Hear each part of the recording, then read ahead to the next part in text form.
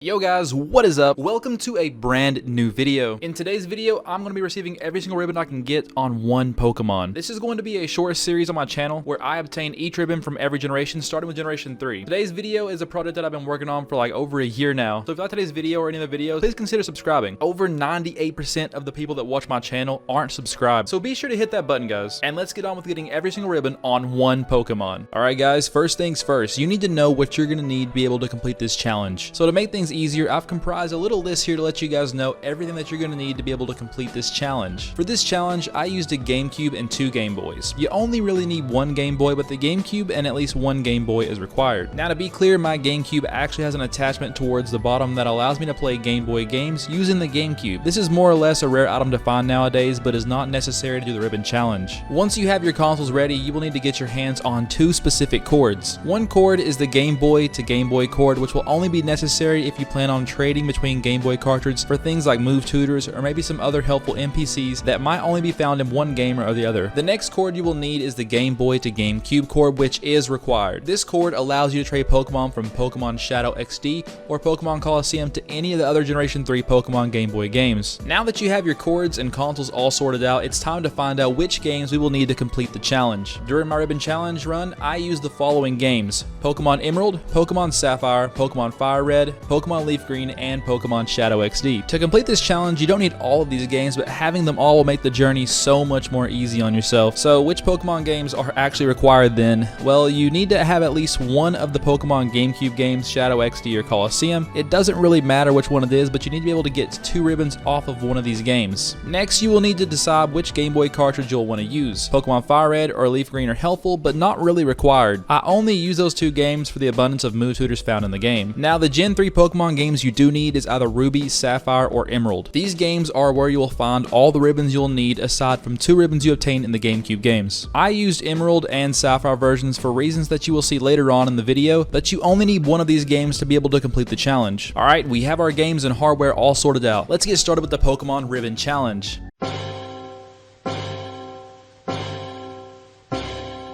To start our adventure, we need to decide which Pokemon we want to take on this journey. Any old Pokemon won't be able to do this though. We need to be able to select a Shadow Pokemon from either Shadow XD or Coliseum. I will be posting a link down below where you can see which Shadow Pokemon you can catch from both games. So go ahead and pause the video now and check out which Pokemon you want to be your partner.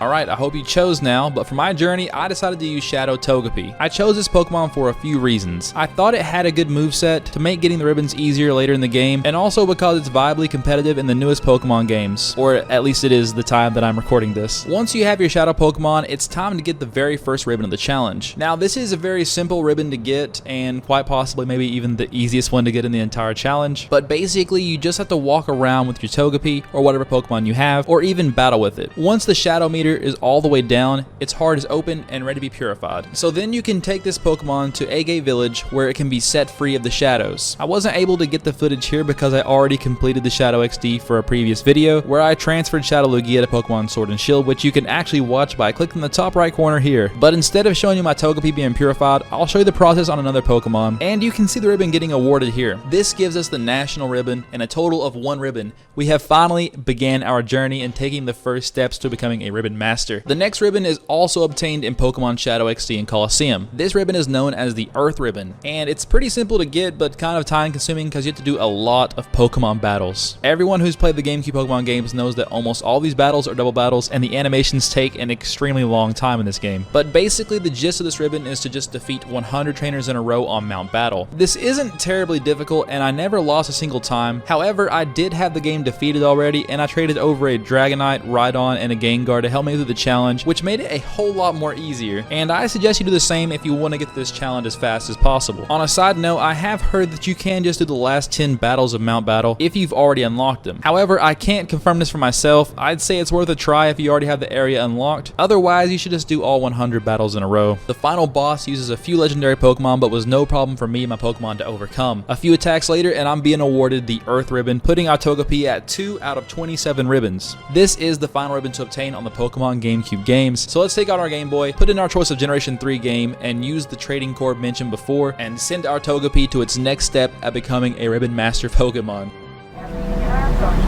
sure that all seats are filled right now.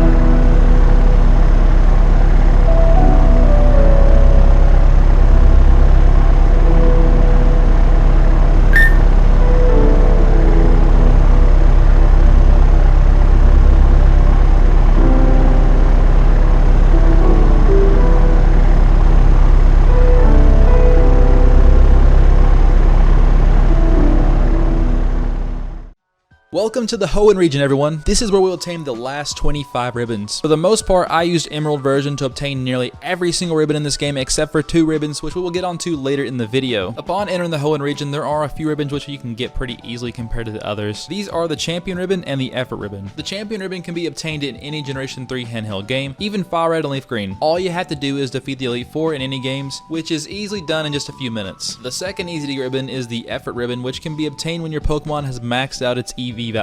For a guide on how to increase EVs on a Pokemon, you can click the link in the description down below. But once you have completed this task, you can get the Effort ribbon by speaking to a woman in the Slateport Marketplace. She gives the first Pokemon in your party a ribbon if its Effort's value is maxed out. But after getting these 2 ribbons, we now have 4 ribbons on our Pokemon, and the next 21 were by far my favorite to obtain. The World of Pokemon Contest. Some people hate them while others really enjoy them. As a kid, I was always trying to get all the contest ribbons on my favorite Pokemon, but when you're a kid, you don't really understand the strategy of winning. Well, at least I didn't know. Contests are kinda complicated, and I'll explain that now. So there are 5 different contest categories for your Pokemon to compete in. These categories include the Cool Contest, Beauty Contest, Tough Contest, Smart Contest, and the Cute Contest. And you might be thinking, well, that's just 5 contests, I can go through, beat each one. But no, there's actually 4 ranks, and each rank gets its own independent ribbon. The ranks included are the Normal, Super, Hyper, and Master ranks, and you must win each rank in all 5 different categories of contests to obtain every single ribbon in the contest ribbon category. But how contests work is sort of complicated to explain, but I'll try my best. Each contest starts out by the audience voting on their favorite Pokemon, which will be represented by hearts above the NPC's heads. After the voting is concluded, you will move on to the second round of judging, where Pokemon will be placed in order on how well the audience liked the Pokemon. Then the Pokemon will start trying to wow the judges with their Pokemon moves. The points from both rounds will then be tallied up, and the Pokemon who does the best will be awarded the ribbon. Sounds super simple, doesn't it? Well, you need to know that there are a few things that you will need to do in order for your Pokemon to have a chance to win these contests. You will need to have a high enough condition to get your Pokemon a high audience score. You will also need your Pokemon to know helpful moves that can match the contest type. I will now go over both of those things in more detail, starting with the Pokemon condition. A Pokemon's condition is displayed in the same 5 categories as the Pokemon contest,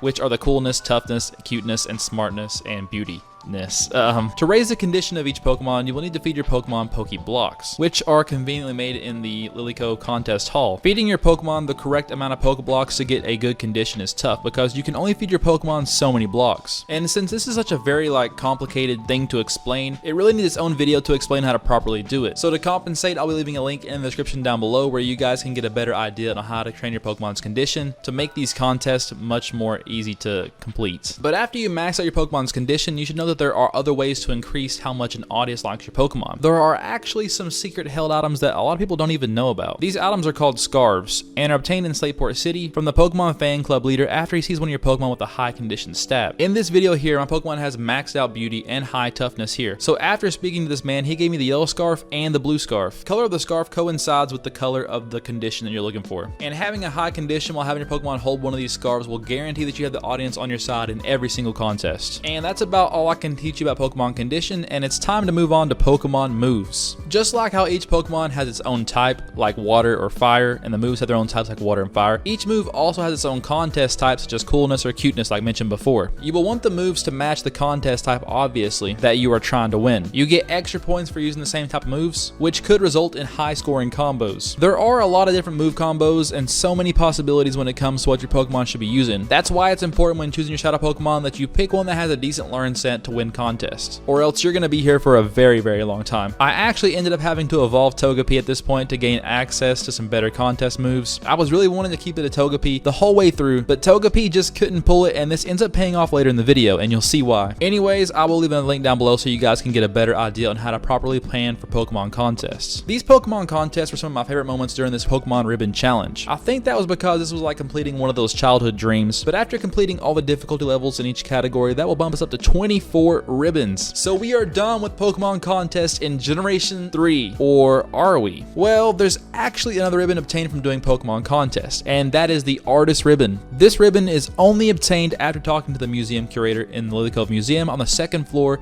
and after winning one of the Master Rank contests by a complete landslide. This ribbon took me a few attempts to get, but after entering the tough contest a few times, my Togetic was able to win enough to get the ribbon. After getting the Artist Ribbon, we now have 25 ribbons on our Pokemon with only 2 more ribbons to go. And let me tell you, these were the roughest ribbons for me to get, and part of the reason why this video took so long as it did to make.